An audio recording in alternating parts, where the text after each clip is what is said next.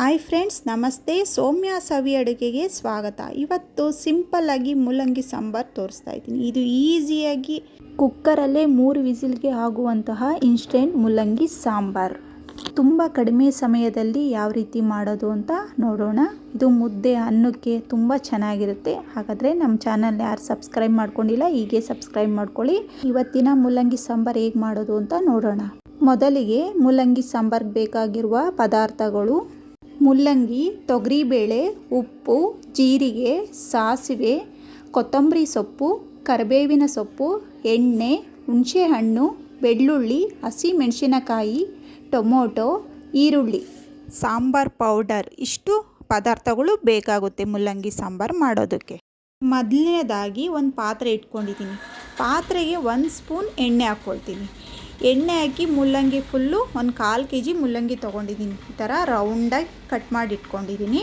ಅದನ್ನು ಎಣ್ಣೆಲಿ ಈ ಥರ ಉರಿಯೋದ್ರಿಂದ ಮೂಲಂಗಿ ಸ್ಮೆಲ್ ಒಂಚೂರು ಬರೋದಿಲ್ಲ. ಏಕೆಂದರೆ ಒಬ್ಬೊಬ್ಬರು ಮೂಲಂಗಿ ಸ್ಮೆಲ್ಲು ನಾನು ತಿನ್ನಲ್ಲ ಅಂತಾರೆ, ಮತ್ತು ಇದರಲ್ಲಿ ಖಾರ ಇರುತ್ತೆ, ಅದು ಅವಾಯ್ಡ್ ಆಗುತ್ತೆ.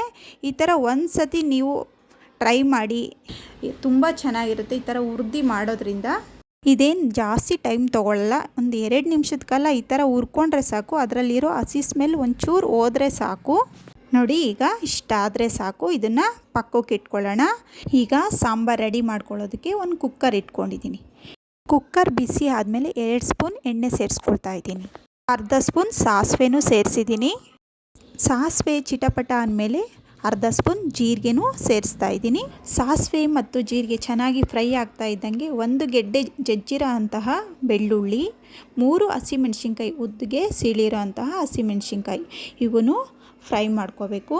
ಈ ಹಸಿಮೆಣ್ಸಿನ್ಕಾಯಿ ಬದಲು ನೀವು ಒಣಮೆಣ್ಸಿನ್ಕಾಯಿ ಮುರಿದಾದರೂ ಹಾಕ್ಕೊಬೋದು.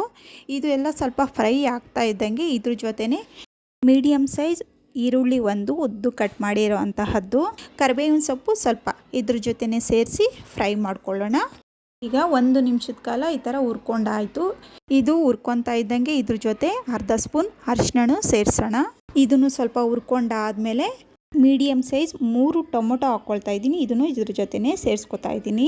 ಟೊಮೊಟೊ ಸೇರಿಸ್ಮೇಲೆ ಸ್ವಲ್ಪ ಸಾಫ್ಟ್ ಆಗೋ ಗಂಟ ಇದನ್ನು ಈ ಥರನೇ 1 ನಿಮಿಷದ ಕಾಲ ಈ ಥರ ಫ್ರೈ ಮಾಡ್ಕೊಳ್ಬೇಕಾಗುತ್ತೆ. ನೋಡಿ, ಈ ಥರ ಅರಿಶಿನ ಪುಡಿ ಹಾಕಿದ್ರಿಂದ ಜಲ್ದಿ ಸಾಫ್ಟ್ ಆಗೋಗುತ್ತೆ. ಇಷ್ಟು ಸಾಫ್ಟ್ ಆದರೆ ಸಾಕು. ಈಗ ಟೊಮೊಟೊ ಸಾಫ್ಟ್ ಆದಮೇಲೆ ಇದ್ರ ಜೊತೆನೇ ತೊಗರಿಬೇಳೆ ಚೆನ್ನಾಗಿ ತೊಳೆದು ಇದ್ರ ಜೊತೆನೇ ಸೇರಿಸ್ಕೊಳ್ತಾ ಇದ್ದೀನಿ. ನಾನು 50 ಗ್ರಾಮ್ ತೊಗರಿಬೇಳೆ ತೊಗೊಂಡಿದ್ದೀನಿ. ನಿಮ್ಗೆ ಸಾಂಬಾರು ಸ್ವಲ್ಪ ಜಾಸ್ತಿ ಬೇಕು ಅಂದರೆ ಬೇಳೆ ಕ್ವಾಂಟಿಟಿ ಸ್ವಲ್ಪ ಜಾಸ್ತಿ ಮಾಡ್ಕೊಬೋದು. ಬೇಳೆ ಸ್ವಲ್ಪ ಫ್ರೈ ಆಗ್ತಾ ಇದ್ದಂಗೆ ನಾವು ಎಣ್ಣೆಲಿ ಹುರಿದಿಟ್ಕೊಂಡಿದ್ವಲ್ಲ ಮೂಲಂಗಿ, ಅದನ್ನು ಇದ್ರ ಜೊತೆನೇ ಸೇರಿಸ್ಕೊಳ್ಬೇಕು.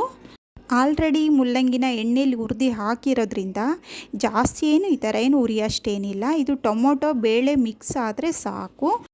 ಇವಾಗ ಬೇಳೆ ಮತ್ತು ಮೂಲಂಗಿನ ಇದು 1 ನಿಮಿಷದ ಕಾಲ ಈ ಥರ ತಿರುಗಿಸ್ಕೊಂಡು ಇದ್ರ ಜೊತೆನೇ ಸ್ವಲ್ಪ ನೀರು ಸೇರಿಸ್ಕೊಂಡು ಸಾಂಬಾರು ರೆಡಿ ಮಾಡ್ಕೊಳ್ಳೋಣ.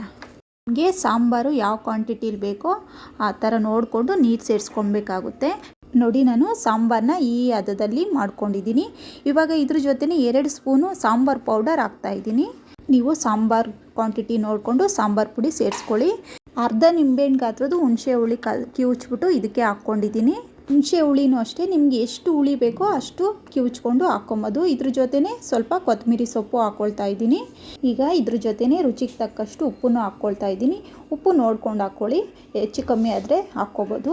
ಇದೆಲ್ಲ ಹಾಕಿದ್ಮೇಲೆ ಚೆನ್ನಾಗಿ ಮಿಕ್ಸ್ ಕೊಡೋಣ. ಮೂಲಂಗಿ ಬೇಳೆ ಎಲ್ಲ ಚೆನ್ನಾಗಿ ಮಿಕ್ಸ್ ಆಗಬೇಕು, ಆ ರೀತಿ ಮಿಕ್ಸ್ ಕೊಡಬೇಕು. ನೋಡಿ, ಈ ಥರ ಫುಲ್ಲು ಮಿಕ್ಸ್ ಮಾಡಾದಮೇಲೆ ಇವಾಗೇ ಚೆಕ್ ಮಾಡ್ಕೊಳ್ಳಿ. ಉಪ್ಪು ಖಾರ ಏನಾದ್ರು ಕಮ್ಮಿ ಆದರೆ ಇವಾಗೆ ಸೇರಿಸ್ಕೊಬೋದು. ಏನಾದರೂ ಸಾಂಬಾರು ಗಟ್ಟಿ ಇತ್ತು ಅಂದರೆ ಇವಾಗೆ ಸ್ವಲ್ಪ ನೀರು ಹಾಕ್ಕೊಬೋದು.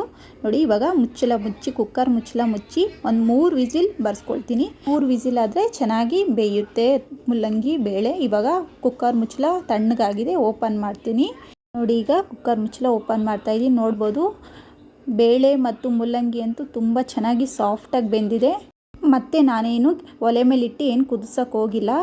ಕರೆಕ್ಟಾಗಿದೆ ಸಾಂಬಾರು. ಅಷ್ಟು ಮಾತ್ರ ನಿಮಗೆ ತೆಳುವು ಅಂತ ಅನಿಸಿದ್ರೆ ಮಾತ್ರ ಒಲೆ ಮೇಲಿಟ್ಟು ಕುದಿಸ್ಕೊಂಡ್ರೆ ಸಾಕು. ನೋಡ್ಬೋದು ಎಷ್ಟು ಕಲರ್ಫುಲ್ಲಾಗಿದೆ. ಇದು ಬೇಕು ಅಂದರೆ ನೀವು ತೆಂಗಿನಕಾಯಿ ತುರಿ ಹಾಕ್ಕೋಬೋದು. ಒಂದು 15ರಿಂದ 20 ನಿಮಿಷದ ಒಳಗಡೆ ತುಂಬ ಸುಲಭವಾಗಿ ಸಾಂಬಾರು ಮಾಡ್ಕೋಬೋದು. ಅಷ್ಟೇ ಟೇಸ್ಟಿಯಾಗಿರುತ್ತೆ. ಇದು ಮುದ್ದೆಗೂ ಅನ್ನಕ್ಕೂ ತುಂಬ ಚೆನ್ನಾಗಿರುತ್ತೆ. ಲಾಸ್ಟಲ್ಲಿ ಒಂಚೂರು ಕೊತ್ತಂಬರಿ ಸೊಪ್ಪು ಹಾಕ್ಬಿಟ್ರೆ ಸೂಪರಾಗಿರೋ ಮುಲ್ಲಂಗಿ ಬೇಳೆ ಸಾಂಬಾರು ರೆಡಿ. ಇವಾಗ ರೆಡಿಯಾಗಿರೋ ಸಾಂಬಾರನ್ನ ಸರ್ವ್ ಮಾಡಿ ತೋರಿಸ್ತಾ ಇದ್ದೀನಿ, ನೋಡ್ಬೋದು. ನೋಡಿದ್ರಲ್ಲ, ನೀವು ಒಂದ್ಸತಿ ಟ್ರೈ ಮಾಡಿ ಹೇಗಿತ್ತು ಅಂತ ಕಮೆಂಟ್ಸಲ್ಲಿ ತಿಳಿಸಿ. ಹಾಗಿದ್ದರೆ ಈ ವಿಡಿಯೋ ಇಷ್ಟ ಆಗಿದೆ ಅನ್ಕೋತೀನಿ. ಈ ವಿಡಿಯೋ ಇಷ್ಟ ಆದರೆ ಲೈಕ್ ಮಾಡಿ, ಶೇರ್ ಮಾಡಿ, ಸಬ್ಸ್ಕ್ರೈಬ್ ಮಾಡ್ಕೊಳ್ಳೋದು ಮರಿಬೇಡಿ. ಧನ್ಯವಾದಗಳು.